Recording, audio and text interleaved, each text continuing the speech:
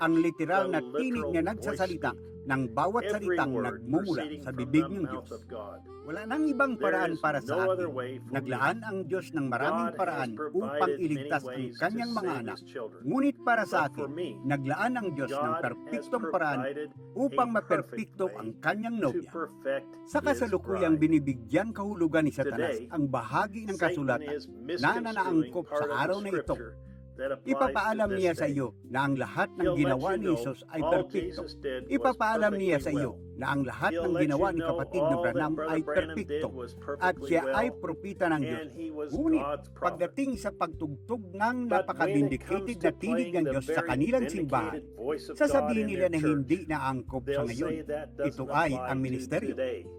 It's the Iyon lang ang ministry. kailangan niyang gawin. That's Kita just nyo, all ay he has to hikayatin do, ang mga see, tao na is to maniwala get the dito people sa to ganong believe paraan. At that iyon, way. iyon lang And sapagkat that's hindi ka maaaring all. magbawas For ng you isang cannot salita take dito one o word away magdagdag from ng it isang or salita add one dito. word to it. Pero iyon But ang that's ginagawa what niya. he does. Ano ang What does your itinataguyod ng inyong spiritual espiritual leader na promote pinuno in your sa inyong church? simbahan? What is Ano the ang most pinakamalagang important tinig na voice the dapat bride marinig must ng hear nobya ngayon? today? Maaari ka lamang can only magkaroon have ng one isang major. pangunahin.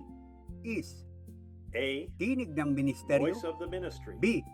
Tinig B. ng Diyos sa mga tape. Voice of God on Ang the bawat tapes. binhi ay dapat magbunga ng Every kani-kaniyang seed uri. must come forth of its Ganoon kind. itinatag ng Diyos That's ang how kanyang God Eden. establishes Eden. Is Hindi that ako right? tutol sa ministeryo I'm ng not opposed to the paglilingkod. ministry, Alam to ko minister. at naniniwala I ako know na tinawag and sila ng Diyos. God has called Ngunit them. para sa akin, ang But to tunay me, na the ministeryo true ministry ay will magsasabi tell his sa kanyang congregation, kongregasyon the na ang voice on the tinig sa tapes mga tape is ang the pinakamalagang most tinig na dapat voice nilang they marinig. must hear. Kaya dapat nilang Thus, patutugin ang they mga must tape play sa the kanilang tapes in simbahan their church, dahil ito for it is ang the major pangunahing voice. tinig.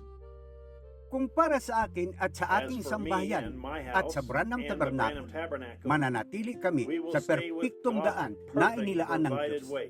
Pipindutin namin We're ang going play to press at play pakikinggan and ang hear tinig the ng Diyos. voice of God.